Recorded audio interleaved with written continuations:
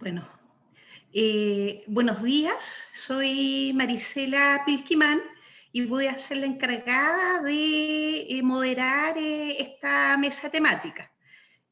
Antes de iniciar, evidentemente, la presentación de cada uno de sus trabajos, damos la bienvenida a todas y todos los asistentes a este Simposio Internacional de Investigación Científica en Turismo. Evento destinado a propiciar el diálogo académico sobre el turismo desde una mirada interdisciplinaria en tiempos de crisis, resiliencia, pero también de transformaciones. Este evento, es importante señalarlo también, se constituye en la antesala del Congreso Latinoamericano de Investigación en Turismo y del Congreso Nacional de la Sociedad de Investigadores en Turismo de Chile, que se desarrollarán en conjunto en el mes de abril del año 2022 en la ciudad de Valdivia. Una de las mesas temáticas en las cuales gira este evento se titula Turismo, revitalización de la cultura e identidades. ¿Ya?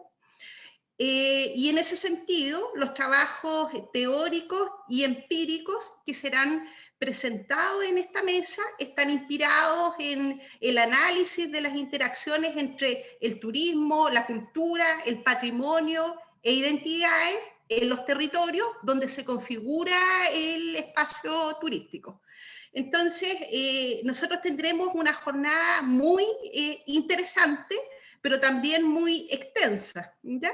Que iniciaremos presentando con el primer bloque trabajos sobre patrimonio industrial y turismo, también trabajos que dan cuenta de la acción pública en cuanto a patrimonio y turismo, para finalizar este primer bloque de presentaciones con propuestas desde el ámbito de la extensión universitaria, evidentemente, para fortalecer la puesta en valor del patrimonio cultural a través de la actividad turística.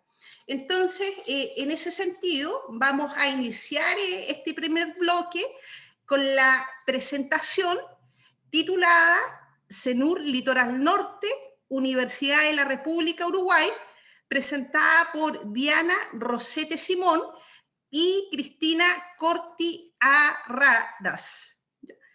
El título de la ponencia, es Patrimonio in situ y turismo industrial en el corredor de los pájaros pintados de la vaquería al frigorífico. Adelante, por favor.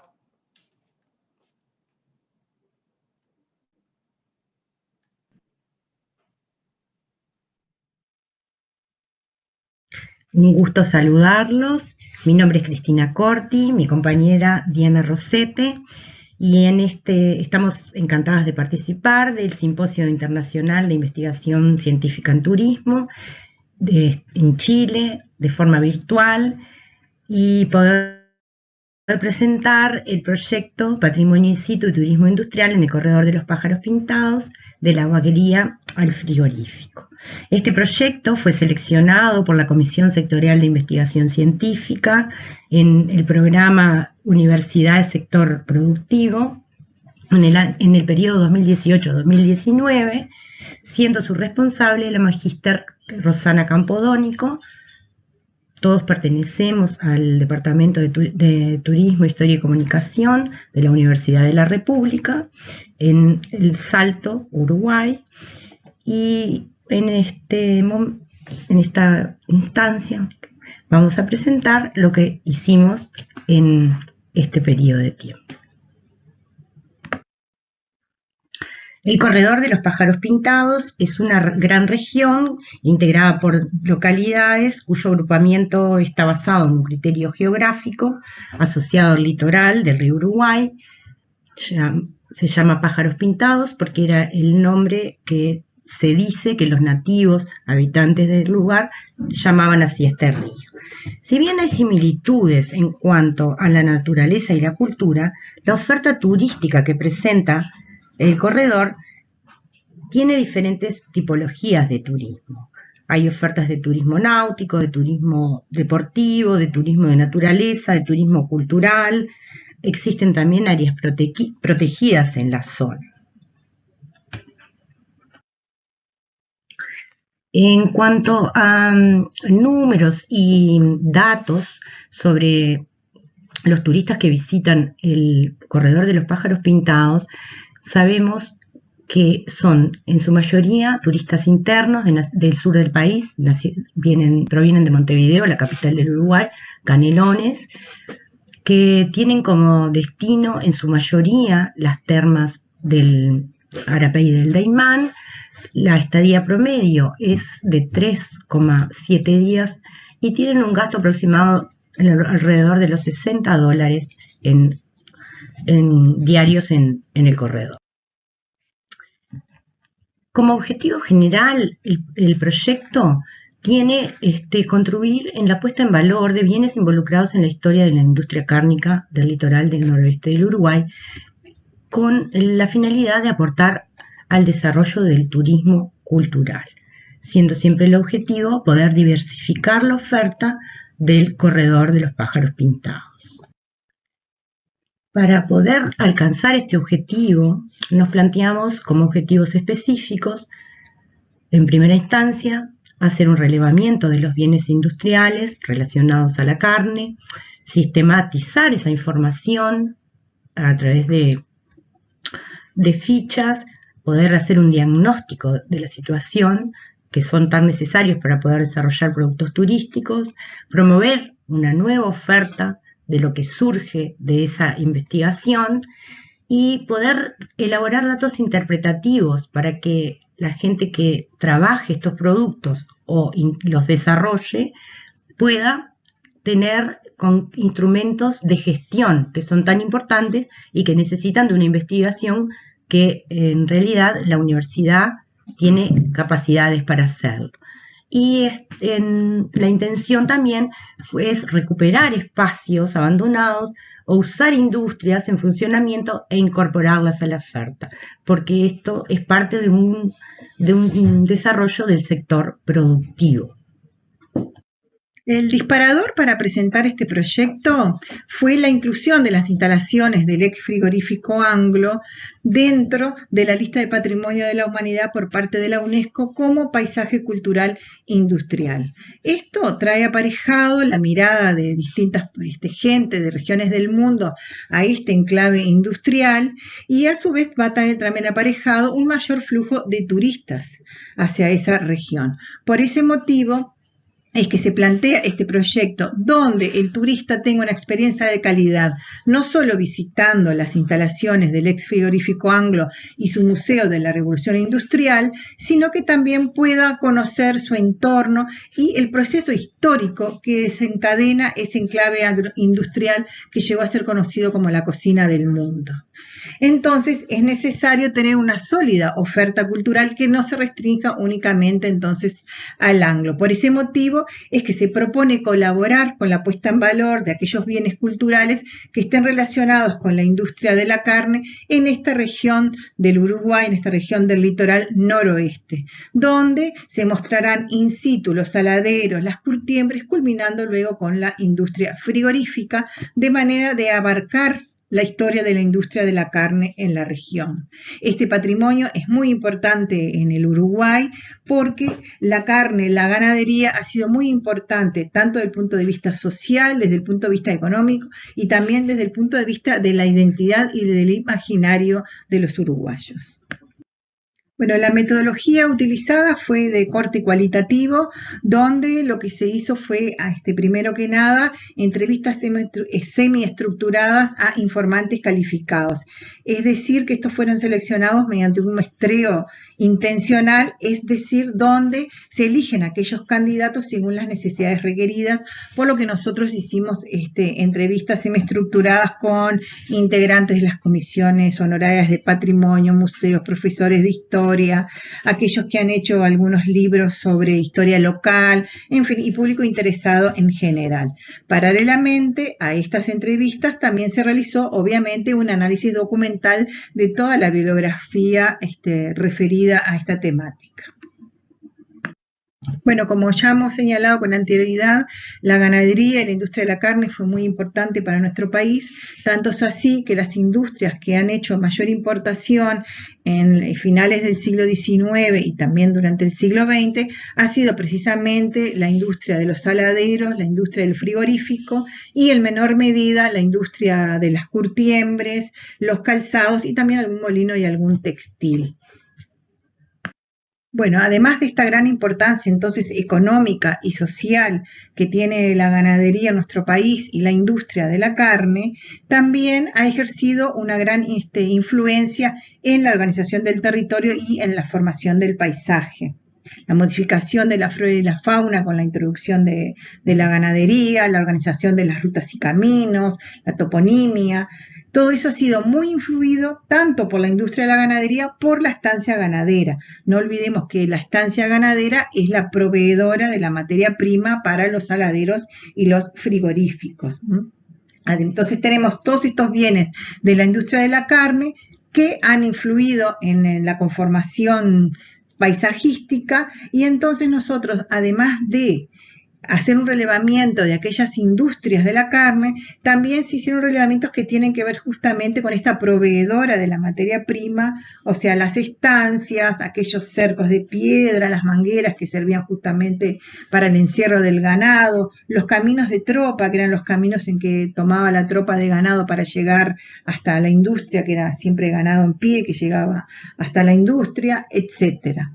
Y por otro lado, también aquellos restos, por supuesto, de las propias industrias, como los muelles sobre las vías fluviales, las chimeneas, los asentamientos de los trabajadores, las barracas donde se apilaba la mercadería, etc.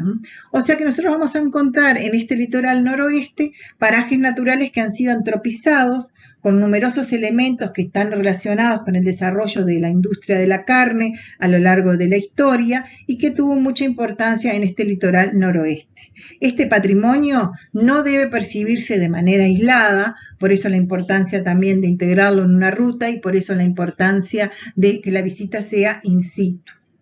Lo que se busca entonces es plantear un uso turístico articulado con el contexto territorial.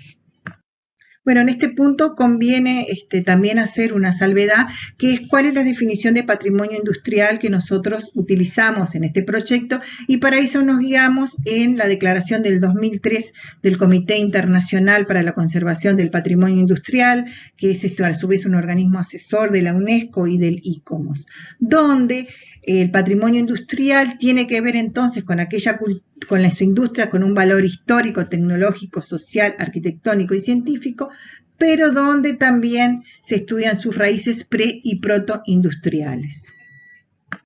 Y en cuanto a qué entendemos por turismo industrial, siguiendo a este autor Prat Forga, tenemos un turismo que presenta dos vertientes. Por un lado, el turismo del patrimonio industrial y por otro lado, las visitas a las industrias actualmente en funcionamiento, que las tenemos en nuestro corredor de los pájaros pintados, como por ejemplo frigoríficos que continúan funcionando en la actualidad.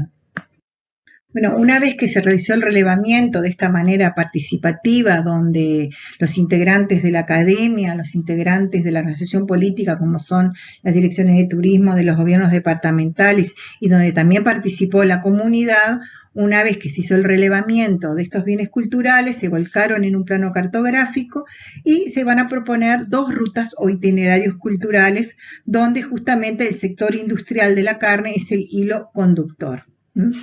Estas rutas o estos itinerarios van entonces a enlazar emplazamientos que están relacionados con un mismo sector industrial, o en nuestro caso la ganadería y la industria de la carne, y en ellas los visitantes van a recorrer los diferentes sistemas productivos empleados y sus cambios a través del tiempo, como por ejemplo en este caso conocer saladeros, luego las fábricas de conserva, para luego culminar con el frigorífico. En nuestro caso también tomamos dos ejes para el planteamiento de estas rutas o itinerarios. Por un lado, la vía fluvial, es decir, el río Uruguay, y por otro lado, una vía terrestre que son justamente el camino marcado por el ferrocarril. Estas dos vías también a su vez nos están mostrando los cambios productivos que hubo a través del tiempo en esta región del país. Bueno, el resultado entonces es este mapa interactivo donde se usó la herramienta de Google Maps, donde volcamos los más de 200 puntos relevados con esta metodología de entrevistas y de reglamento bibliográfico. Bueno, en este mapa interactivo entonces nos paramos sobre aquellos ítems que queremos visitar y se va a desplegar esta ficha donde vamos a tener una fotografía que fue tomada in situ obviamente, y con esta barra nos vamos desplazando a través del texto interpretativo de ese sitio que fue relevado y subido al mapa. Bueno, y acá lo que le quería mostrar es que además de relevar aquellos bienes que están culturales directamente vinculados con la industria o incluso con la estancia ganadera como proveedora de materia prima, también relevamos, por ejemplo, en este caso, una escultura, el peón del saladero, que nos pareció bien importante porque, bueno, es una figura relevante en esta historia, en esa etapa de la historia de la industria de la carne en nuestro país, y también en algunos casos también pudimos subir canciones relacionadas con alguna temática, incluso con el estilo de música característico del interior de nuestro país, que está tan relacionado entonces con la ganadería.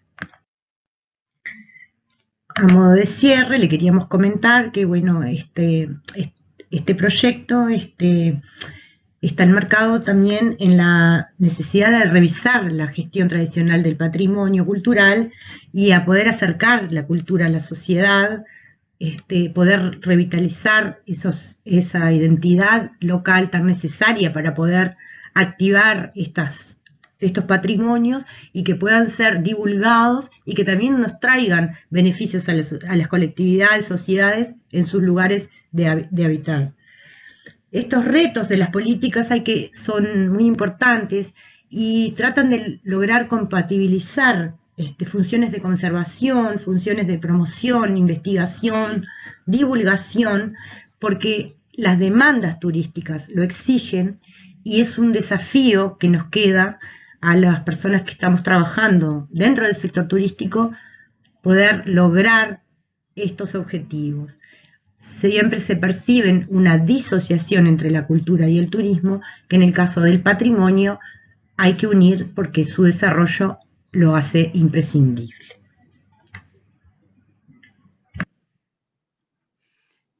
Bueno. Bienvenidos a esta ponencia.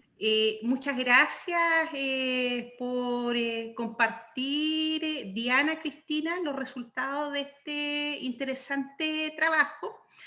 Y bueno, las y los asistentes a esta mesa pueden ir realizando por mientras sus preguntas a través de chat para que no se nos olviden. Nosotros las vamos acopiando para posteriormente en la franja destinada a preguntas y respuestas, las expositoras pueden entregarnos justamente sus respuestas frente a las preguntas que vayamos planteando. Entonces, ahora vamos a continuar con la presentación denominada Patrimonio, Turismo y Acción Pública en Valparaíso, Chile, entre el periodo de 1997 al año 2000. ¿Ya? Y este trabajo lo presenta Pamela Aravena Gatica y Mauricio Lorca, ¿ya? Afiliados al Instituto de Investigación en Ciencias Sociales y Educación de la Universidad de Atacama. Adelante. que tiene por nombre Patrimonio, Turismo y Acción Pública en Valparaíso, Chile, 1997-2020, trabajo que ha sido desarrollado por el doctor Mauricio Lorca y por quien les habla Pamela Aravena Gatica. Muchas gracias. Esta ponencia surge de nuestra inquietud de responder algunas preguntas que les voy a compartir ahora. Primero, ¿cómo ha sido abordada la construcción de Valparaíso como destino turístico por parte del sector público? Segundo, si es que está participando y beneficiándose la comunidad porteña del turismo. Y por último, saber si es que en definitiva es el turismo un factor de desarrollo para la ciudad puerto. El objetivo de nuestro trabajo ha sido el de identificar y analizar aquellas acciones emprendidas por el sector público en la construcción de Valparaíso como destino turístico. ¿Qué metodología hemos utilizado para nuestro trabajo? Principalmente respondemos a la búsqueda y el análisis de documentos oficiales asociados al ámbito de la conservación, el uso y la puesta en valor del patrimonio porteño y el impulso del sector turístico desde el ámbito público. Asimismo, hemos realizado algunas entrevistas a actores relevantes del ámbito, como por ejemplo la directora de turismo de la Municipalidad de Valparaíso y el director de turismo de Cernatur Valparaíso. Entonces, entrando al tema, Valparaíso. ¿Cómo es que Valparaíso se moviliza o evoluciona desde ser el emporio del Pacífico a ser una ciudad patrimonio de la humanidad? Sabemos que la ciudad vivió su mejor momento, su mejor época entre mediados del siglo XIX y las primeras décadas del siglo XX, cuando ésta crece, progresa, se moderniza y también se embellece por medio de modelos arquitectónicos y urbanísticos con aires europeos, que eran muy bellos, pero que también dejaban al margen los cerros, salvo uno o dos cerros como el Cerro Alegre o Cerro Concepción. También esto significaba que dejaban de lado a su poblamiento espontáneo y creativo, que era muy pobre y también muy marginal. Valparaíso comienza a declinar, comienza a abandonar este sitial de puerto principal de la región a fines del siglo XIX ante algunos hechos puntuales como la consolidación de Santiago como capital política, comercial e industrial del país. Se sumó luego a esto un terremoto en el año 1906 que dejó a la ciudad muy afectada. En 1910 se aprueban las mejoras para el puerto de San Antonio y en 1914, con la apertura del canal de Panamá, termina de sellarse esta mala racha para la ciudad, sumado luego en el año 1929 a algunos efectos de la Gran Depresión que pudieron sentirse en Chile y en Valparaíso. Entonces, durante la mitad del siglo XX, las limitaciones a la expansión urbana asociada a la topografía particular de Valparaíso significa una movilización de la población hacia los cerros. Para entonces, en el año ya 1960, se rebasa la cota sobre los 100 metros sobre el nivel del mar. Avanzamos en el tiempo, ya la década de 1990, con el regreso de la democracia al país, se confirma también para Valparaíso el alejamiento de algunas fuentes productivas que lo habían sustentado económicamente. Los índices de pobreza suben por sobre el promedio nacional y las problemáticas habitacionales principalmente se hacen muy fuertes, se traducen en una toma de terrenos en los cerros y las quebradas del puerto. Estos lugares son los que hasta el día de hoy concentran el 90% de la población de la ciudad de Valparaíso. Es en esta época, durante los gobiernos de la concertación de Partidos por la Democracia, que emergen discursos sobre el patrimonio cultural en distintas instituciones públicas que aluden a una necesidad de generar nuevas normativas y nuevas instituciones sobre el patrimonio cultural local. Es justamente en este escenario que surge la posibilidad de que el reconocimiento y la puesta en valor del legado histórico y la riqueza paisajística de Valparaíso podrían convertirse en una oportunidad para sacarlo de la profunda crisis que venía ya hace décadas. Es en el año 1998 que el municipio porteño se embarca en la elaboración y la presentación del primer expediente de postulación para que Valparaíso fuera reconocido como patrimonio mundial. En primera instancia no fue exitoso por falta de apoyo del gobierno central, pero ya en el año 2000 se inició un nuevo proceso que finaliza de manera exitosa el 2 de julio del año 2003, cuando el Comité del Patrimonio Mundial UNESCO inscribe efectivamente el barrio histórico de Valparaíso en la lista del Patrimonio Mundial bajo bajo la siguiente información, diciendo de Valparaíso que es un testimonio excepcional de la fase temprana de globalización avanzado del siglo XIX, cuando se convirtió en el puerto comercial líder de las rutas navieras de la costa del Pacífico de Sudamérica. ¿Y por qué les menciono todo este recorrido? Porque esta estampa o identidad ligada al turismo cultural principalmente en la ciudad de Valparaíso, no es algo que le pertenezca desde siempre y tampoco ha sido desarrollado de una manera solamente natural, sino que en algún momento surge como estrategia, sino como salvavidas para poder sacar a la ciudad de la crisis tan profunda en la que se encontraba en ese momento. Entonces, ¿cuáles son los planes, programas y las acciones concretas que desde el sector público se han llevado a cabo para la construcción de Valparaíso como un destino turístico? A continuación les presento algunas láminas donde se puede apreciar de manera muy concreta cuáles han sido estas acciones.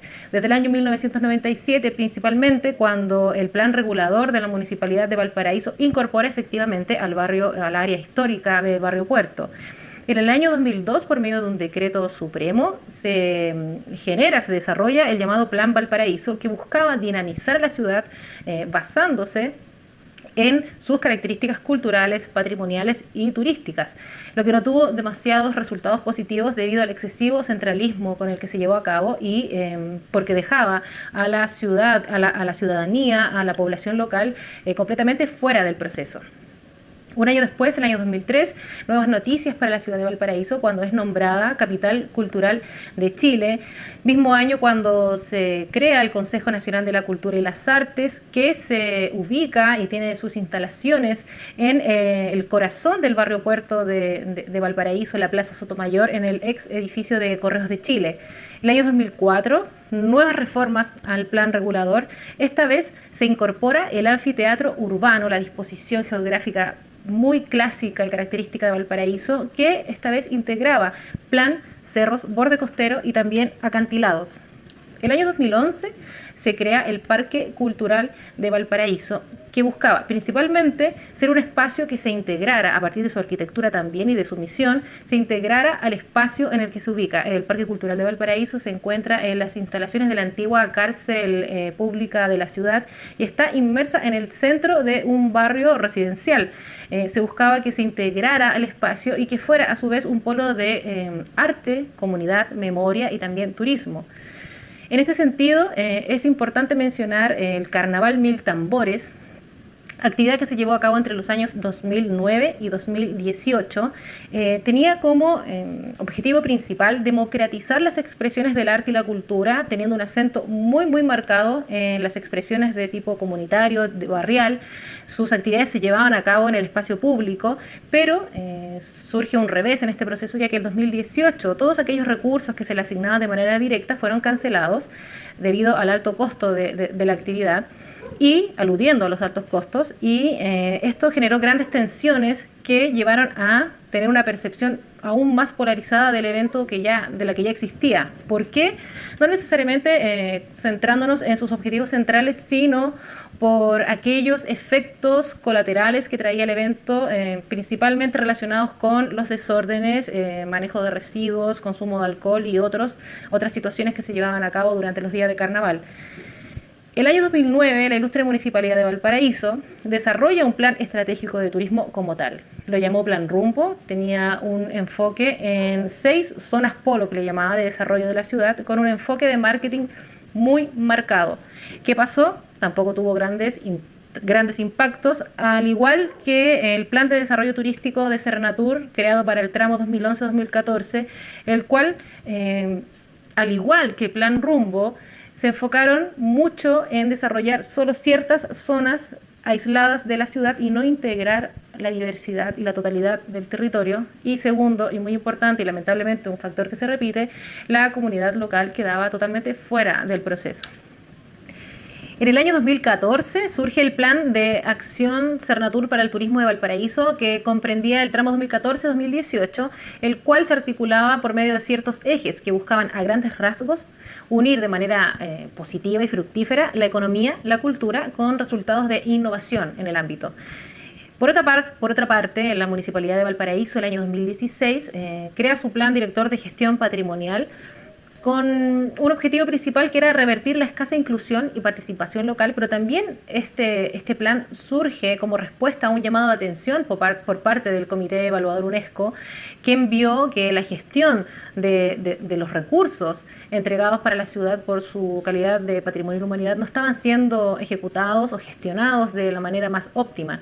Luego, en el año 2019, y como evento más reciente, Valparaíso se embarca en el proceso de obtener el nombramiento de ZOIT, Zona de Interés Turístico, bajo el lema de Destino Valparaíso, Patrimonio Cultural de la Humanidad. Lo importante de este proceso es que aquí sí se incluyó a la ciudadanía de manera activa, a través de mesas de trabajo, otras actividades vinculantes, consulta ciudadana, con una presencia realmente importante. Y es un proceso que además tiene un objetivo a largo plazo, a diferencia de las acciones que vimos anteriormente, que es que de aquí al 2030, y un objetivo 2030, Valparaíso se transforme en una ciudad sustentable y sostenible.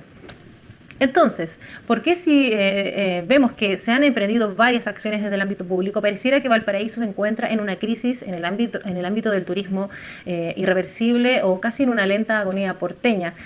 Vemos que desde el año 1997 a la fecha efectivamente se han llevado a cabo y se han ejecutado varias acciones. Sin embargo, el análisis de estas acciones nos permite ver que estas aparecen atomizadas y desperdigadas, haciéndose difícil de rastrear, como hemos podido corroborar por medio del trabajo, como la misma planificación a la que estas deberían obedecer. En otras palabras, decimos que no se aprecia una planificación estratégica que se sostenga en el tiempo, lo que redunda en la ejecución de planes y programas que no cuentan con directrices nítidas e integrales respecto de la ciudad.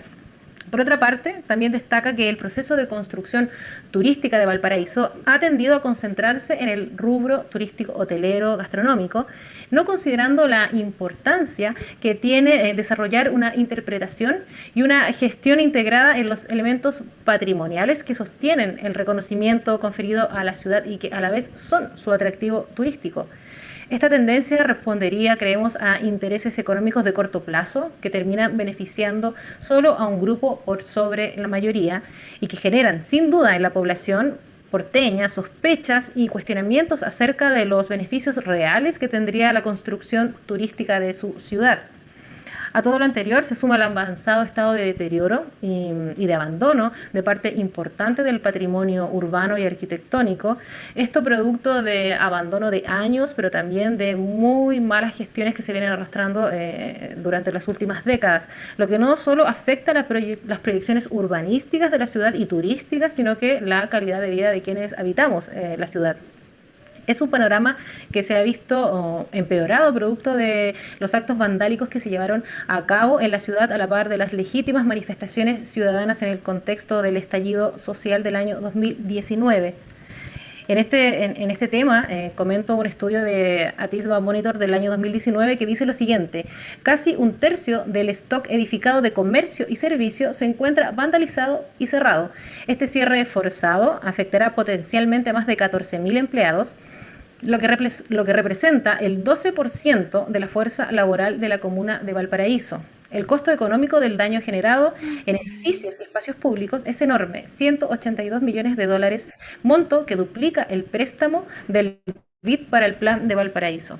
Y como si esto no fuera poco, a ese escenario se agrega actualmente el impacto y la incertidumbre por la pandemia de la COVID-19, especialmente para las micro y pequeñas empresas y las microempresas familiares que viven del turismo en la ciudad, que son Entonces, ¿qué hacer para revertir esta tendencia? El sector público en general debiera procurar un involucramiento real en las problemáticas territoriales, pues eso permitiría apreciar la diferencia entre la ciudad deseada que se le ofrece al turista y la ciudad real, que es la que se vive en la experiencia cotidiana. Es decir, para que la puesta en valor de los atributos patrimoniales de un territorio se articule exitosamente con su promoción turística, debe anticiparse la construcción de una narración interpretativa generadora de significado colectivo para quienes habitan y para quienes visitan el lugar. Sin embargo, para lograrlo, es imprescindible entonces que se considere y se promueva la participación de quienes habitan y de quienes construyen la ciudad de manera cotidiana. Muchas gracias.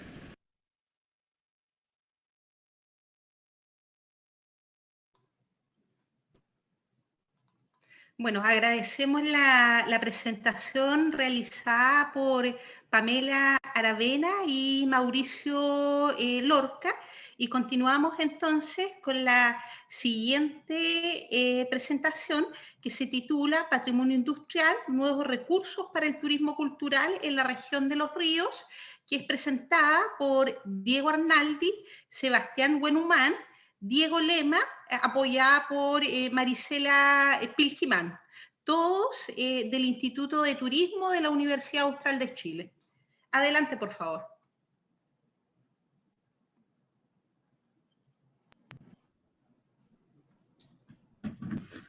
Hola, muy buenas a todos y todas. Mi nombre es Sebastián Buenhumán y junto a mi compañero Diego Lema les presentaremos nuestro tema titulado Patrimonio Industrial, nuevos recursos para el turismo cultural en la región de Los Ríos. Esta investigación fue realizada junto a Diego Arnaldi y la doctora Marisela Pelquimán. A modo de introducción, el patrimonio cultural puede ser entendido como un producto y un proceso que provisiona a las sociedades un caudal de recursos que se heredan del pasado, se recrean en el presente y se transmiten a las futuras generaciones para su beneficio. Y dentro del patrimonio cultural, el patrimonio industrial abarca los sitios, estructuras, complejos, áreas y paisajes, así como la maquinaria, objetos y documentos que evidencian un proceso industrial pasado o en curso, la extracción de materias primas, su transformación en bienes y lo relacionado con infraestructura de transporte y energía. En cuanto al el turismo patrimonial de tipo industrial, bueno, los bienes industriales que en el pasado generaron un desarrollo económico en los territorios donde estos estaban insertos, hoy en día tienen una nueva oportunidad para su puesta en valor dentro del concepto más amplio del turismo cultural, en particular por medio del turismo industrial, que se basa en la utilización del patrimonio industrial antiguo y actual de un territorio como un recurso turístico, prestando especial atención a la reconversión de las fábricas abandonadas en los espacios urbanos y en las zonas industriales en declive, aprovechando el creciente interés por la conservación y reutilización de este patrimonio como un recurso para el turismo. Bueno, en los patrimonios industriales en Chile hay que tener en cuenta que históricamente el país ha cumplido un rol de proveedor de materias primas y esto explica el menor desarrollo tecnológico, arquitectónico o científico comparado con otros países. En consecuencia, la mayoría de las áreas productivas del patrimonio industrial a nivel nacional corresponden a sectores extractivos. Como se puede ver en la imagen a la izquierda de la pantalla, los sectores productivos de los patrimonios industriales en Chile, poco más del 50% corresponde ya sea al sector ferroviario o minero, que son sectores que están directamente relacionados con lo extractivo. Y en cuanto a los principales patrimonios industriales en Chile, tenemos al campamento Sewell y a la salitrera Santa Laura y Santiago de Humberston, que fueron declaradas por la UNESCO como Patrimonio de la Humanidad. Bueno, como objetivo general de esta investigación es el de examinar procesos de revitalización del patrimonio industrial y sus potencialidades como un recurso para el turismo en el caso de la región de Los Ríos y la ciudad de Valdivia, identificando algunos referentes y dilucidando oportunidades y obstáculos que enfrentan estos procesos para fortalecer el turismo cultural. Y bueno, para cumplir este objetivo, el enfoque de esta investigación es de tipo cualitativa, documental y bibliográfica. La primera etapa fue de gran ayuda a la elaboración de fichas con distintos niveles de análisis, desde el nacional, pasando al regional y luego al local. En total se realizaron 12 fichas y luego en la etapa 2 la información fue complementada con entrevistas a actores claves vinculados a procesos de revitalización de patrimonios industriales desde el nivel nacional al local. A raíz de nuestra investigación, Los resultados fueron los siguientes. Tenemos aquí el mapa de la región de Los Ríos y la ciudad de Valdivia, cuya capital es Valdivia, en la cual está ubicada aproximadamente a 800 kilómetros al sur de Santiago, la capital de Chile. Este mapa refleja los patrimonios industriales que son declarados o que son monumentos nacionales por el Consejo de Monumentos Nacionales de Chile. Tenemos en el número 0, en la ciudad de Valdivia, la casa de Carlos Anmater, que fue declarada en el año 1981. Y bueno, ¿y por qué una casa guarda relación con una industria? Principalmente porque fue la casa de Carlos. Él fue un pionero industrial, un alemán, que desarrolló, entre otras cosas, la industria cervecera. Y posteriormente fue hogar de los trabajadores de la cervecería de su cervecería. En el número 1 también de Maldivia tenemos la especie del valdiviano, declarado como monumento histórico en el año 2009, que oficialmente son 11 piezas que forman este monumento. En el número 2 y número 3, en la comuna de Mafil, tenemos la estación ferroviaria de Mafil y la ruina de la carbonífera de Pucunahue, ambos declarados en el año 2017 y ambos son de tipo monumento histórico. En el número 4 y en el número 5, en la comuna de Los Lagos, tenemos la estación de Cocoirelfu, siendo de tipo monumento histórico, y el conjunto ferroviario de Coirelfu, siendo la única de tipo zona típica, ambos declarados en el año 2013.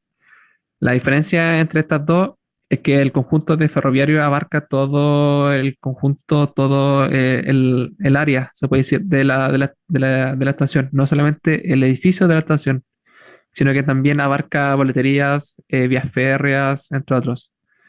Y por último, en el número 6, en la zona precordillerana de Panguipulli, tenemos el conjunto de bienes pertenecientes al desarrollo complejo forestal y maderero que fue declarada en el año 2017.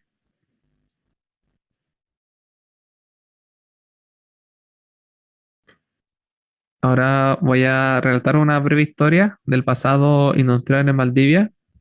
Decir que Valdivia fue una de las ciudades industriales más importantes de Chile y más prósperas de este país entre fines del siglo XIX y principios del siglo XX, principalmente gracias a su entorno natural, ya que como se ve abajo en la imagen de la derecha, por Valdivia circulan diversos ríos que permiten la navegación y que esto fue aprovechado por las industrias para la importación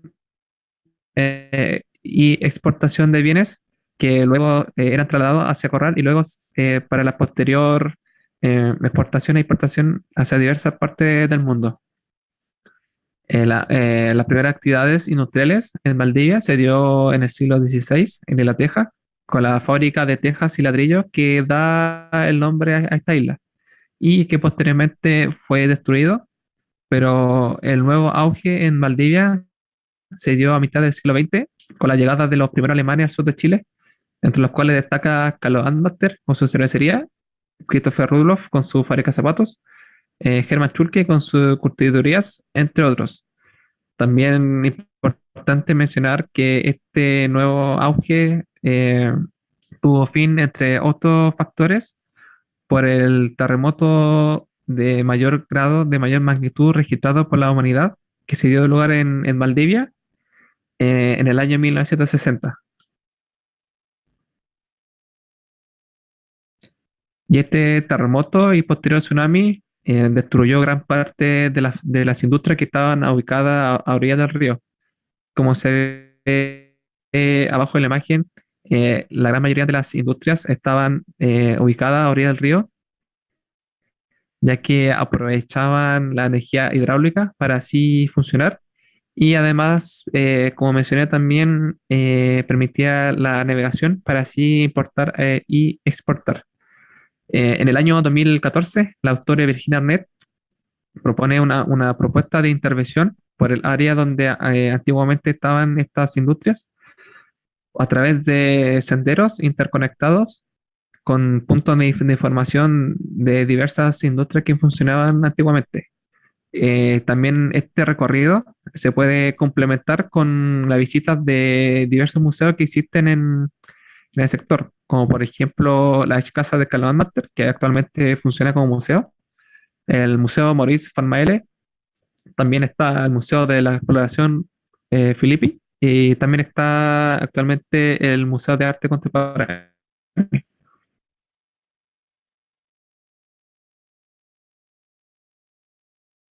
Otro de los barrios importantes y que actualmente es importante en materia de industrial es el barrio de Coyico, que tuvo un desarrollo similar a La Teja con las industrias a orillas del río. Aquí existió el concepto de paternalismo industrial, lo que quiere decir que las fábricas construían casas para sus trabajadores, que posteriormente estos barrios formaban barrios que llevaban nombre del apellido del dueño de la industria. En el año 2017, en la tesis de Pablo Silva, él propone la restauración y la restauración de la escurtiduría Stosselbach, que hoy funciona como Valquer, que aún funciona como curtiduría, y él propone este edificio como uso potencial, como museo. La restauración y reacondicionamiento de este edificio, ya que actualmente, como se puede ver en la imagen, se encuentra en buen estado de conservación y aún funciona como curtiduría. Aún existen máquinas que pueden ser mostradas como piezas, como reliquias para un futuro museo. Además, se puede aprovechar un muelle que existe cerca de las inmediaciones, que se puede juntar con un proyecto que existe en Valdivia con taxis solares, que puede permitir el traslado de pasajeros a través del río. También mencionar la importancia que tuvo el vapor Coyico como, como vapor que trasladaba bienes, eh, principalmente para la familia Kuzman, que en la década del año 2000 funcionó como museo navegable y que actualmente se encuentra sin uso. Otro barrio importante, y también sigue siendo importante, es el barrio Estación, que se inició con la llegada del tren a Valdivia a fines del siglo XIX. Al principio el tren en Valdivia se utilizaba para el traslado de materias primas y el comercio en general, pero luego se le dio un uso de transporte de pasajeros, lo que permitió que nuevos servicios alrededor de la estación se construyeran, como por ejemplo hoteles y minimarket. En la actualidad se puede aprovechar este espacio para la construcción del Museo del Vapor, que entre otras piezas y se puede mostrar al público las 11 piezas que corresponden, por ejemplo, que está ahí el tren valdiviano, que actualmente es monumento nacional. Algunas oportunidades y obstáculos para la puesta en valor turístico del patrimonio industrial en la región de Los Ríos y la ciudad de Valdivia. Tenemos como oportunidad la rica historia que tiene Valdivia, en la cual se puede preservar su historia y la cultura de la comunidad y su memoria colectiva a través de su patrimonio. Aprovechar también el tren valdiviano y su activación turística, ya que actualmente solamente funciona en época estival, en verano, desde diciembre y marzo acá en Chile, la cual es altamente demandado. La gente tiene un alto interés por este tren y lo que puede articularse con otros proyectos y así generar circuitos turísticos. También la creación de emprendimientos que pueda conllevar con la generación de estos circuitos y también de ferias costumbristas. La puesta en valor del patrimonio industrial y también la transformación del patrimonio industrial en bienes de uso públicos, como por ejemplo museos, como mencioné también anteriormente, el museo, aprovechar el edificio de la ex curtiduría Stosselbach y la navegación por los ríos, aprovechar los vapores, como por ejemplo el vapor Coyico. Bueno, en cuanto a los obstáculos, se encuentra la falta de articulación al interior de los organismos públicos y privados y junto a la comunidad. También está la baja participación de la sociedad civil pese al potencial y a su interés por mecanismos de participación ciudadana. Como otro obstáculo se encuentra que la mayoría de patrimonios industriales requiere una alta inversión y también está el deterioro de su infraestructura y destrucción por las condiciones climáticas del entorno. También está la complejidad para preservar, mantener y administrar estos patrimonios industriales, pero este puede ser solucionado con una planificación adecuada. Y por último, tenemos que la Ley de Monumentos Nacionales, la ley 17.288, data de la década del 70. Esta ley ya se encuentra obsoleta y, bueno, urge una actualización de esta, y como principal característica está que genera más deberes que derechos a los propietarios de estos patrimonios. Y a raíz de nuestra investigación, podemos concluir que no solamente se busca un beneficio económico para las comunidades y para la conservación de edificios, sino que también se busca beneficios sociales y culturales a través de la creación de museos, aprovechar nuevos espacios y también no solamente la conservación de estructuras, sino que también rescatar y revelar la historia y relato de la memoria colectiva en torno a estos patrimonios industriales. Entre los cuales se propone potenciar microproyectos que en conjunto tributen a un proyecto de mayor envergadura, o sea, articular microproyectos, como por ejemplo crear una ruta que conecte distintos patrimonios y actividades que permitan difundir y crear conciencia entre los visitantes acerca de la importancia de la conservación de estos patrimonios industriales para las comunidades locales. También continuar con el fomento de la puesta en valor de las estaciones de trenes ubicadas en las comunidades rurales de Huillerwe y Pishuinco junto a ferias locales, ya que, como mencioné también, estos paseos que realiza, por ejemplo, el tren valdiviano es altamente demandado en la época en la cual funciona. También se propone la restauración de antiguos barcos vapores para dar paseos por distintos ríos de Valdivia y construir así un museo para el cual pueda navegar por los ríos. Por ejemplo, el vapor Coyico es un claro ejemplo. Y además se propone transformar antiguas estaciones ferroviarias en museos o también en otros edificios como la curtiduría. Y también actualmente existe un proyecto en la estación de Coidelfo, en la cual se va a transformar en la futura oficina de turismo, de información turística de la comuna de Los Lagos. Bueno, esperamos que la presentación haya sido de su agrado y quedamos atentos ante cualquier inquietud o consulta que surja al respecto. Muchas gracias. Bueno, muchas gracias, Sebastián, Diego Lema, Diego Arnaldi, por la presentación realizada.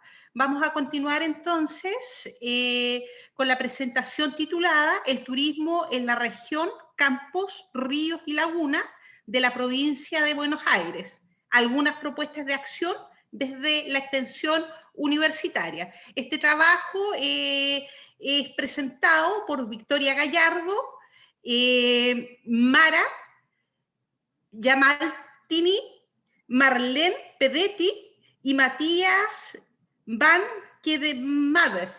Perdón por mi pronunciación, hablo mejor el mapudungún que el alemán. Adelante, por favor.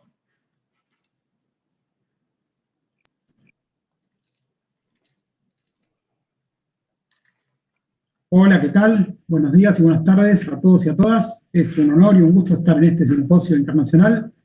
Me presento, mi nombre es Matías Banquemenade, soy el director del proyecto de extensión universitaria de la Universidad Nacional de Quilmes, que tiene que ver con los campos, ríos y lagunas de la provincia de Buenos Aires. Y bueno, voy a comentar un poquito brevemente los objetivos. Tenemos dos grandes objetivos. El primero tiene que ver con la realización de un diagnóstico de cada uno de los municipios intervinientes, que son Roque Pérez, Saladillos, Lobos, Tapalqué, General Alvear y 25 de Mayo. Todos estos se encuentran dentro de la provincia de Buenos Aires. Y como segundo objetivo, tiene que ver con la interacción de estos y cómo lograr una sinergia para fortalecer la región. Ahora le voy a dar paso a mi compañera Marlene para que explique un poco la metodología del resumen. Muchas gracias, Mati. Buenas tardes, buenos días. Mi nombre es Marlene Pedetti y justamente voy a hablar sobre la metodología que utilizamos. La investigación que pusimos en práctica fue de tipo cualitativa. Tengamos en cuenta que tuvimos que hacerla dentro del marco de la crisis sanitaria que nos afecta a todos. Entonces, las técnicas que utilizamos principalmente fue la entrevista. Como dijo Matías, entrevistamos a los directores de turismo de los 6 municipios que están considerados en este estudio. El instrumento fue una entrevista semi-estructurada con algunas preguntas abiertas. Utilizamos 35 preguntas generales y 6 que tenían que ver específicamente con este contexto de COVID. Este instrumento fue hecho repetitivamente a todos los directores en la misma forma, es decir, se utilizó el mismo instrumento para cada uno de los directores de turismo. Además de eso, también realizamos trabajo de campo, en donde nuestra observación fue no participante y estamos hablando de una observación directa. Y por último, utilizamos fuentes secundarias, como censos, sitios web, folletería, para poder complementar este estudio. ¿Qué es lo que nosotros analizamos? Bueno, las categorías de análisis fueron 4 principalmente. ¿Cuál es la jerarquización del área de turismo para cada uno de los municipios? En segundo lugar, con respecto a los recursos humanos que trabajan en ese área de turismo, ¿cuál es la formación y capacitación de estas personas? Por último, los 2 últimos puntos son la política turística que se aplica en cada uno de los municipios, o también podemos denominarla ejes de acción, y para finalizar, la problemática territorial específica de cada uno de ellos. Ahora voy a pasarles con mi compañera Mara Galmarini, que les va a explicar los principales resultados de esta investigación. Gracias.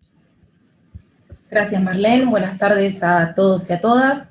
Mi nombre es Mara y les voy a contar los principales resultados arrojados o obtenidos a partir del trabajo de campo y de la aplicación de los instrumentos antes mencionados. Y como ha mencionado Marlene, en el gráfico ustedes pueden observar los resultados a partir de los 4 ejes o las 4 categorías de análisis que fuimos utilizando. El primero de ellos tiene que ver con la jerarquización del área de turismo.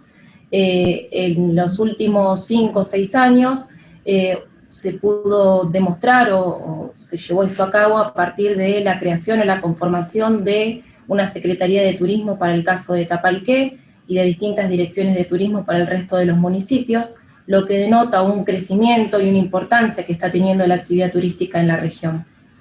La segunda categoría tiene que ver con la formación y la capacitación de los recursos humanos, salvo la excepción del municipio de 25 de Mayo, donde no posee ninguna persona idónea en turismo. El resto de los municipios cuentan dentro de su equipo de trabajo con algún profesional, ya sea a nivel terciario o universitario, vinculado a la actividad turística, a la formación turística o alguna carrera afín.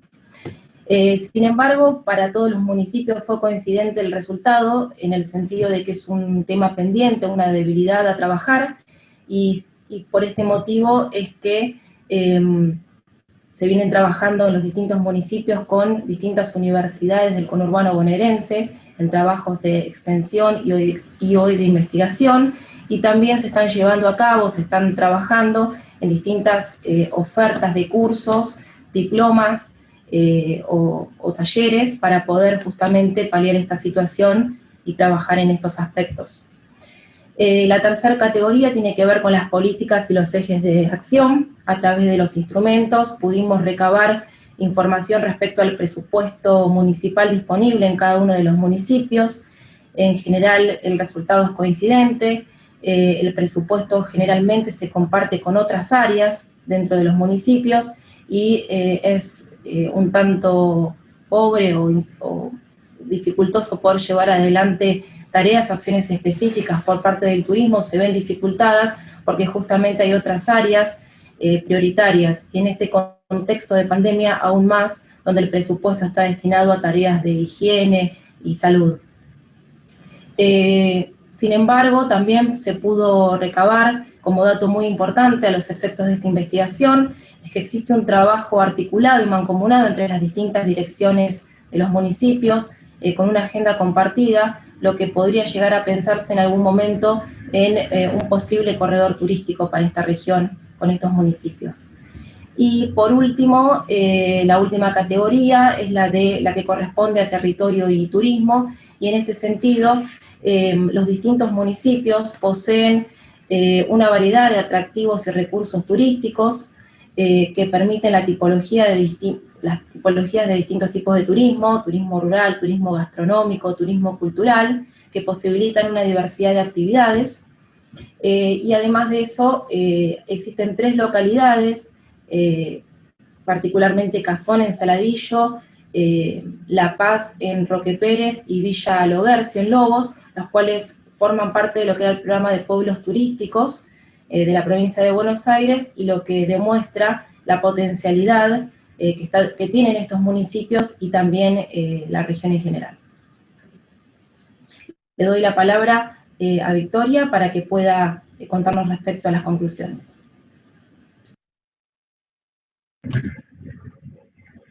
Gracias, Mara. Buenas tardes. Mi nombre es Victoria Gallardo Batista y les voy a comentar nuestras conclusiones. En principio, y retomando lo que mencionaba Mara, el gran potencial de esta región como destino de cercanía para los habitantes principalmente del AMBA, de la región metropolitana de Buenos Aires, y también la gran cantidad de atractivos dignos de ser visitados. Por otro lado, destacamos el trabajo regional, generando una oferta diversificada y complementaria, lo cual genera que se responda a distintas preferencias de los visitantes. También la variedad de atractivos y actividades mejora y amplía la estadía, generando posibilidades de estadías de varios días, ampliando también lo que son los fines de semana.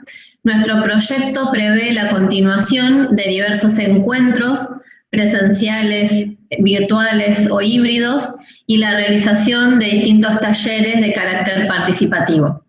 Cuando el Estado, el sector privado y la academia están presentes y comprometidos en un proyecto, se produce una sinergia que se convierte a la vez en un gran desafío y en un gran placer.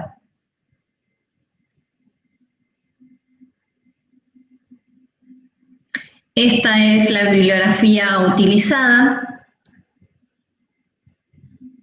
Muchas gracias.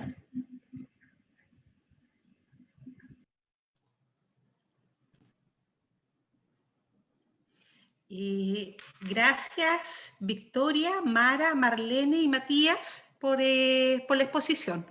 Entonces, ahora vamos a abrir las franjas destinadas a preguntas y respuestas. Nosotros hemos ido acopiando algunas preguntas que se han realizado a través de chat, pero por favor, si alguien desea realizar una pregunta, es el momento. Yo tengo varias, pero no quiero empezar.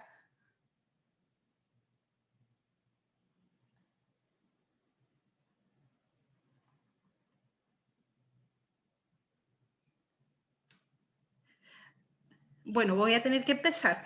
Diana, Cristina, respecto de la primera presentación, lo mencioné justamente después de haber escuchado la presentación de los resultados de su trabajo. Entonces, a mí me gustaría conocer, particularmente porque me interesa la temática que ustedes expusieron, ¿ya?, acerca de las estrategias metodológicas que utilizaron para integrar a la comunidad local en el relevamiento de los bienes industriales. Bueno, la primera estrategia en realidad fue con las contrapartes. Este proyecto fue en el marco de un programa que se llama Vinculación Universidad, Sociedad, Sector Productivo, que en este caso nuestras contrapartes fueron las direcciones de turismo de los gobiernos departamentales de los departamentos que integran este corredor de los pájaros pintados. Ese fue nuestro primer acercamiento con la comunidad a través de estas direcciones de turismo, en la charla con los funcionarios de estos gobiernos departamentales, que nos fueron refiriendo personas que de alguna manera se encontraban relacionadas, ya sea a través de las comisiones locales de patrimonio, a través de las comisiones locales de turismo, a través de docentes de historia, de maestros, de ingenieros agrónomos que son en nuestro país los que más andan en el campo, es decir, de arquitectos interesados en la temática, de personas de las localidades que habían hecho relevamientos de ciertos lugares que le interesaban, ya sea por su relación productiva, familiar, de personas que habían escrito historias locales, otros que habían incluso llegado a publicar libros, de periodistas interesados en la temática, gente en general,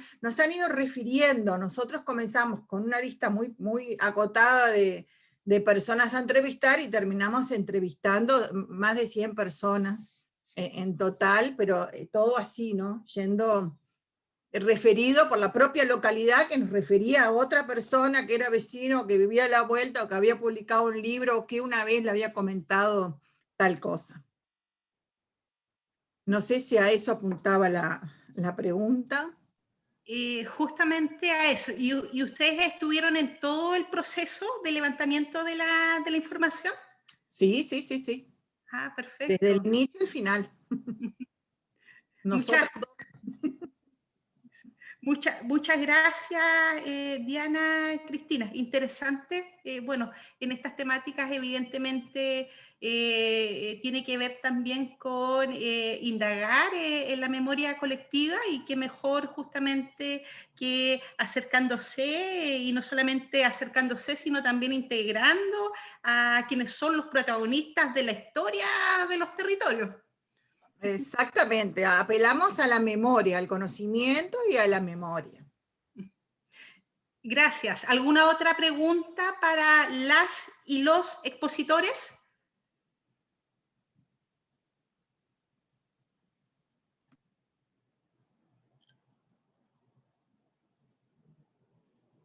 En los formatos presenciales se realizan preguntas, y ahora estamos más tímidos en el formato virtual.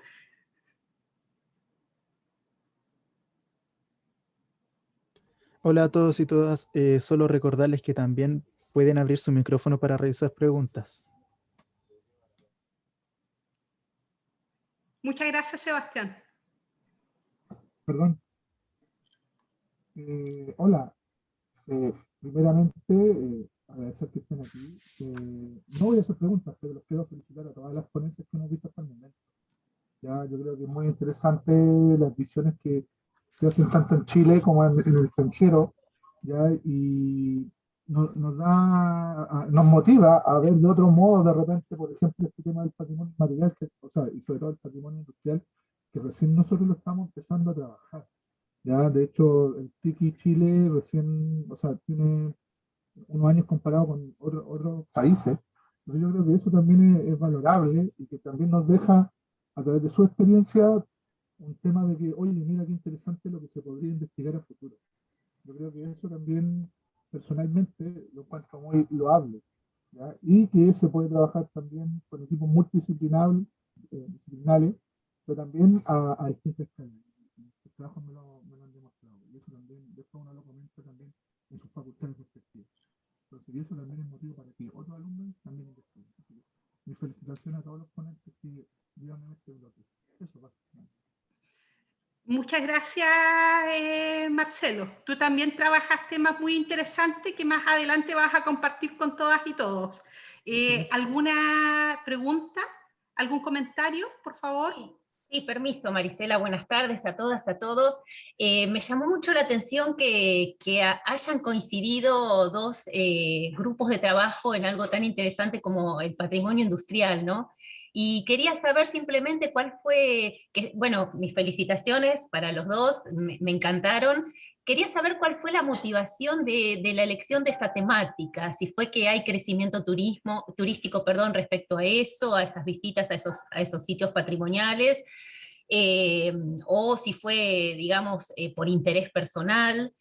Bueno, las chicas están trabajando en un proyecto, pero bueno, el proyecto de qué deriva, si pudieran hacernos esas aclaraciones de la motivación a estudiar estos ejemplos que nos trajeron del turismo industrial. Gracias. Digo, en el caso nuestro, el disparador fue precisamente el hecho de que el ex frigorífico Anglo fue declarado Patrimonio de la Humanidad como paisaje industrial.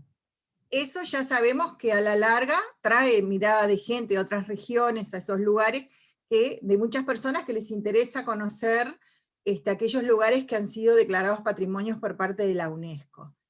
Entonces lo que nosotros vimos fue allí una oportunidad de contar la historia de la ganadería, la historia tan importante para la economía de nuestro país, tanto desde el punto de vista social, de la conformación de la identidad, y nos pareció una excelente oportunidad de expandir. Esto no es solamente el anglo, esto empezó con la introducción de la ganadería en el siglo XVI, perdón. Entonces lo que queríamos era justamente contar y unir ese corredor que estaba siendo trabajado por el Ministerio de Turismo a través de una temática que se dio desde el inicio, desde las vaquerías del mar hasta la instalación de la industria frigorífica. Culminó con algo tan importante como fue el anglo, que es reconocido como Patrimonio de la Humanidad, pero es toda una historia por detrás que recorre todo ese corredor turístico. Entonces, esa fue la motivación, digamos, para trabajar ese tema.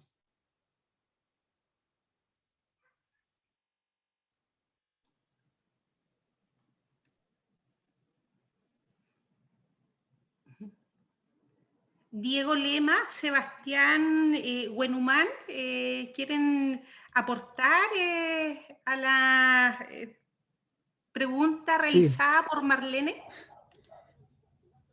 Bueno, hola a todos y todas.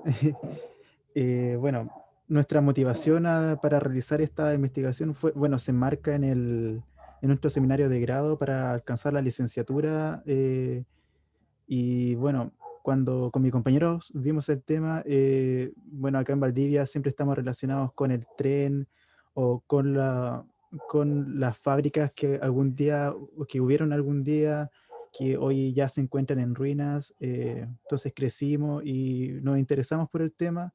Entonces ahí apunta nuestra motivación.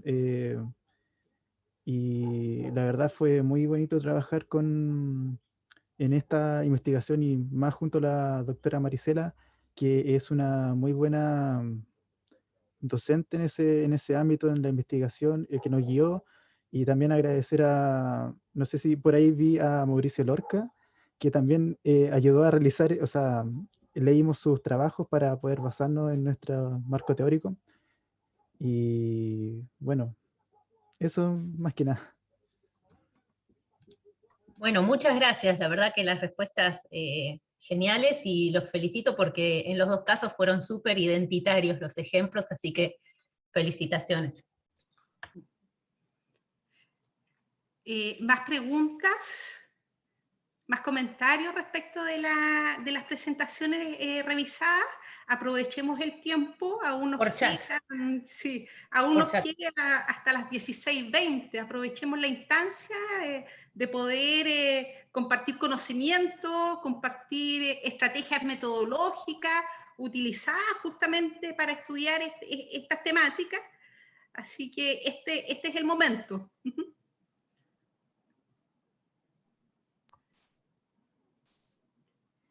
Yo quería preguntar, sobre todo a nuestros amigos y amigas ponentes de Argentina, el tema legal. Si hay una ley de patrimonio industrial que converja bien o conversa bien con el patrimonio turístico. O de repente, porque claro, a diferencia de nosotros que no somos un Estado federal, de repente se produce que una ley dice que sí te favorece y otra ley te dice que no te favorece. Es un tema que siempre también estamos conversando, de acuerdo a su experiencia. Como una forma del patrimonio industrial, cómo conservarlo, protegerlo. Sí, evidentemente, perdón, no es mi tema, pero evidentemente hay muchos trabajos acá sobre patrimonio industrial ferroviario, y es sobre lo que más yo he leído, por lo menos. Sí existe una ley, existe la conservación, y esto creo que podría responder a lo que preguntaban más arriba en el chat, lo voy a buscar, era en qué sentido, bien preguntó en qué sentido genera más obligaciones, ¿no? Que algo así era, a ver si la encuentro. Acá, ¿en qué sentido la Ley de Monumentos Nacionales trae más deberes que derechos? Bueno, eso se explica porque al nombrar un sitio como patrimonio, quien es por ahí propietario tiene que ajustarse a una serie de normativas, ¿no? Que de otra manera, si es, supongamos, solo un lugar preservado, no debería acogerse. Entonces creo que apunta ahí la respuesta, que uno hasta por ahí pierde por ahí los derechos, ¿no? Supongamos que yo soy propietario por herencia de algún sitio que alguien considera que se debe patrimonializar, entonces ahí pierdo por ahí derechos propios de querer abrirlo cuando yo quiero, por ejemplo, ¿no? Entonces, en ese sentido, la ley, la norma es que nos hace ajustarnos bueno, en cuanto a las cuestiones patrimoniales. Entiendo que viene por ahí. Muy amable, Marlene, gracias. Vamos a leer las preguntas que han enviado por chat, y la siguiente señala: quisiera preguntarle a Pamela Aravena, no sé si por falla de no escuchar toda la presentación no me percaté. ¿Diseñas alguna propuesta de solución a las problemáticas encontradas en el caso de estudio? Y no sé si puedes regalarme tu contacto. Cuento con un estudio bastante similar en mi país. He leído textual la pregunta.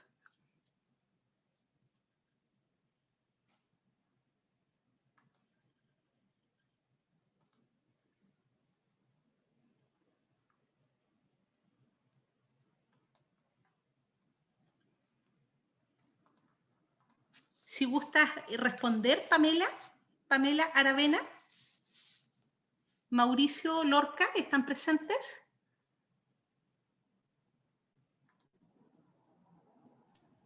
Pamela Aravena creo que acaba de nuevamente reconectar, así que si puede leer nuevamente la pregunta. Pamela, ¿estás conectada?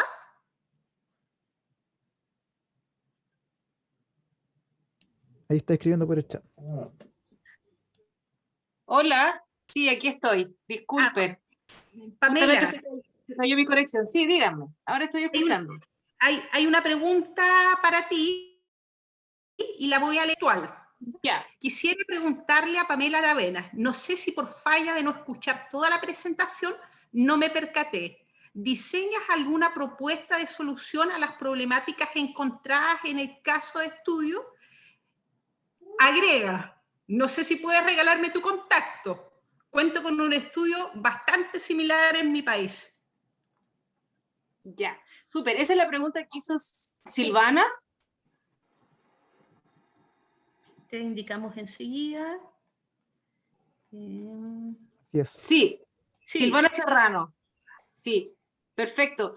Justamente le estaba respondiendo a Silvana y se cayó mi conexión, pero alcancé a entrar justo. Sí, claro, mira, les cuento, esta ponencia es solamente un extracto, una parte de la investigación inicial de donde surge todo este estudio, que es mi investigación, mi tesis para titularme en mi grado de magíster. donde precisamente se culmina toda la investigación en torno a la construcción de Valparaíso como un destino turístico, con una propuesta que viene a incluir todas estas temáticas, sobre todo de la participación de la comunidad, que es el tema que genera tensiones bien importantes con el tema turístico en la ciudad de Valparaíso. Así que sí, te puedo dejar mi correo, nos comunicamos por ahí, te puedo compartir mi tesis, donde está en toda la última parte esta propuesta vinculante e inclusiva que se hace para la ciudad. Ni un problema.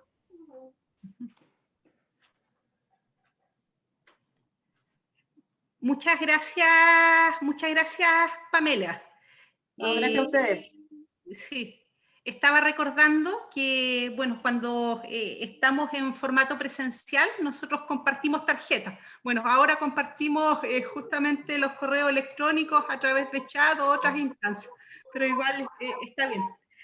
Pamela, dime. Pamela, antes que se caiga la conexión, a mí también me gustaría preguntarte acerca finalmente de las instancias que tienen las comunidades para participar en procesos de desarrollo turístico, ¿ya? Que implican evidentemente la puesta en valor de los recursos patrimoniales de la ciudad de Valparaíso. Si a raíz de la investigación que realizaron lograron pesquisar algunas de esas, algunos datos justamente para esbozar esas instancias. Ya, mira, precisamente sobre ese tema nos fuimos dando cuenta a lo largo de la investigación que existía un vacío súper grande en cuanto a de qué manera se incluía realmente y efectivamente de forma concreta a las pobladoras y a los pobladores de la ciudad de Valparaíso en todos estos procesos, planes, iniciativas, actividades en el ámbito turístico en la ciudad. Yo me atrevería a decir que solamente ahora en una última instancia, que es con el proceso de postulación de Valparaíso a SOIT, que hace muy pocos días atrás efectivamente obtuvo el nombramiento de SOIT, que fue una noticia muy bien recibida en la ciudad.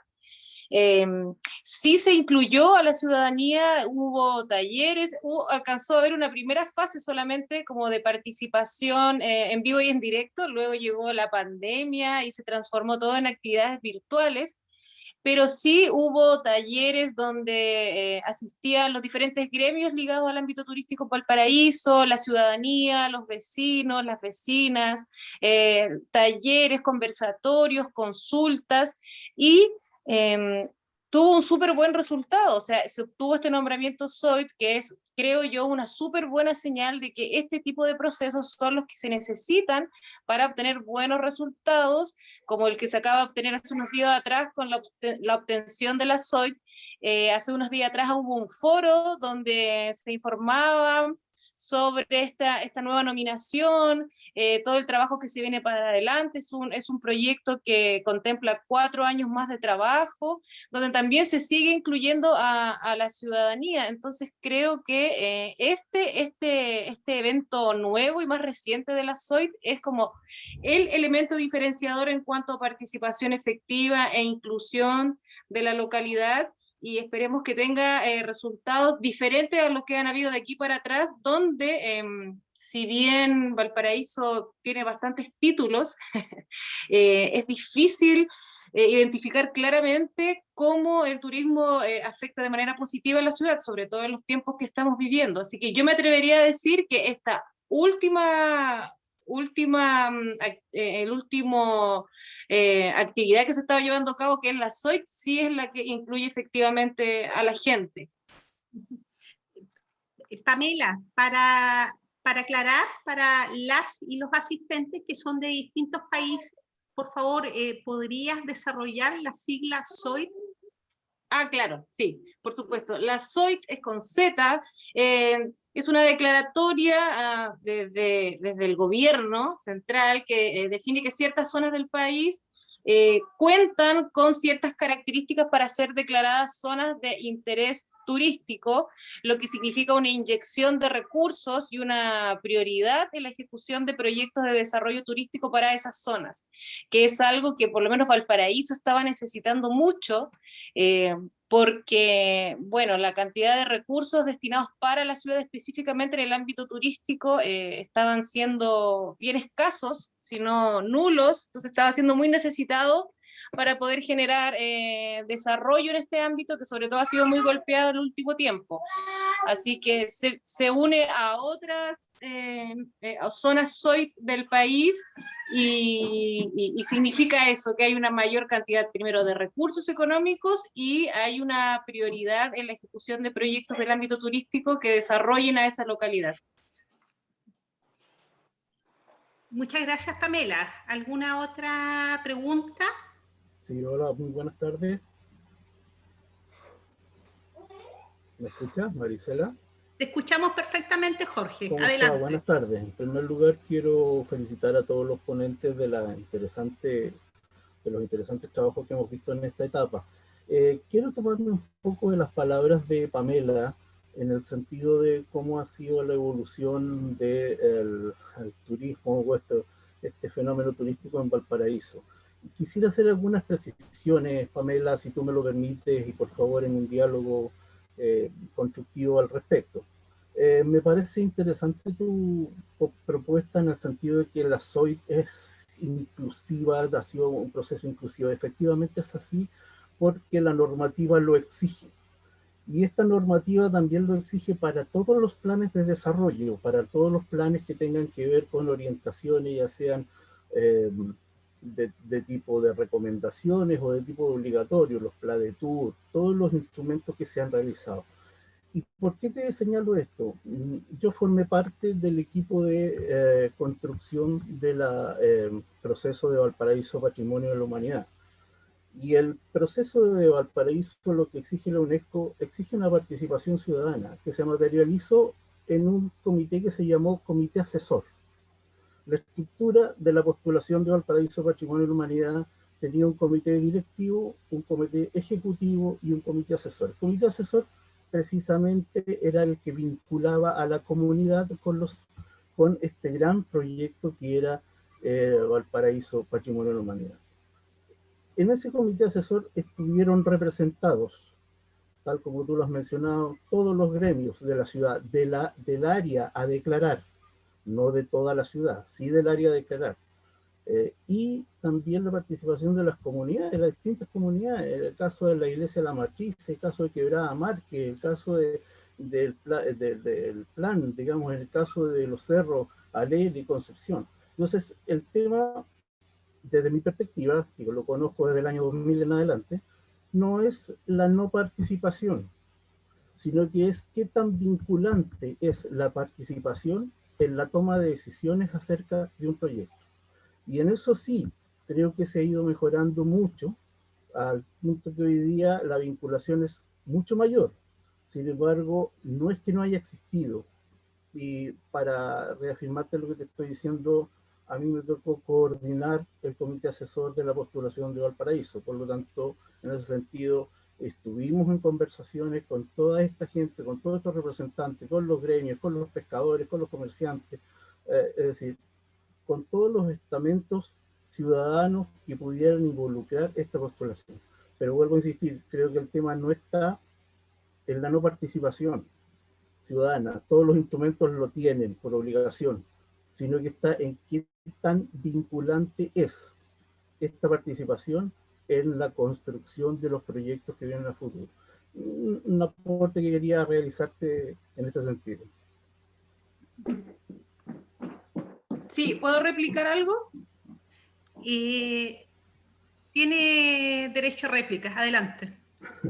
No, que me parece súper bien, de hecho, a mí me da un poco de hasta pudor ocupar tanto la palabra participación, porque se utiliza tanto que a veces pienso que primero deberíamos ponernos de acuerdo a qué nos referimos con la participación. ¿A a qué nivel llega esa participación. Por lo tanto, lo que decía Jorge, si no me equivoco, es súper claro en cuanto ahora, en este último proceso, la participación de la ciudadanía era llevada a un nivel de participación deliberante, ¿no es cierto?, que tiene que ver con esta vinculación en la toma de decisiones.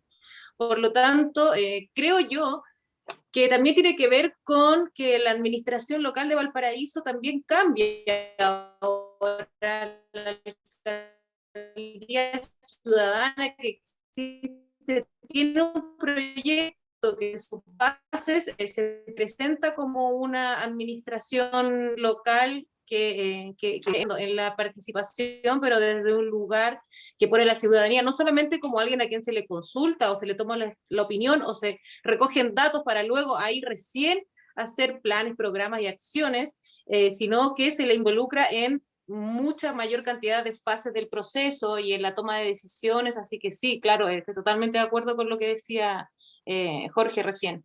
Gracias por la intervención, el diálogo. Por supuesto, Gracias. para esto son estas Gracias. instancias, para compartir puntos de vista. Vamos a echar mano entonces de esas preguntas que nos traspasaron a través del chat, y hay una de un compañero brasileño, que por supuesto no la voy a leer en portugués, pero dice: ¿cuál es la perspectiva? Y está dirigida al primer grupo de... a Diana Cristina, la perspectiva desde la que se ha recuperado esa historia en los sitios presentados, ya sea desde los trabajadores, del legado económico, de las familias o de los propios empresarios.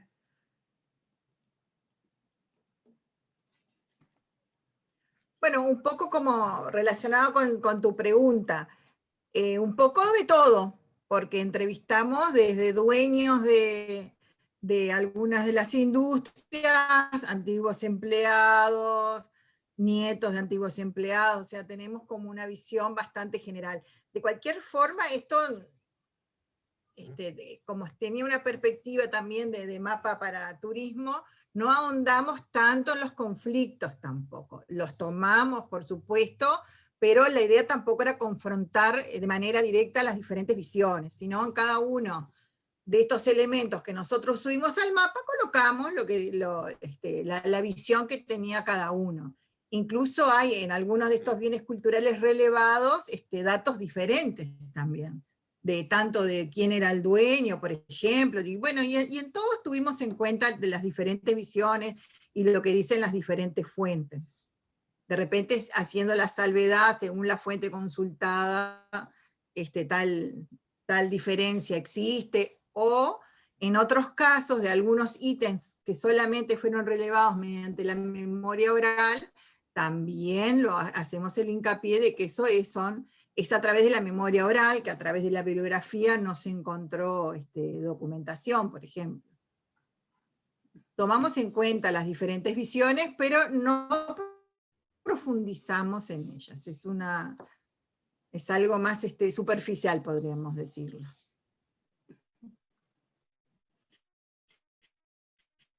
Muchas gracias. ¿Más preguntas, comentarios? ¿Todo?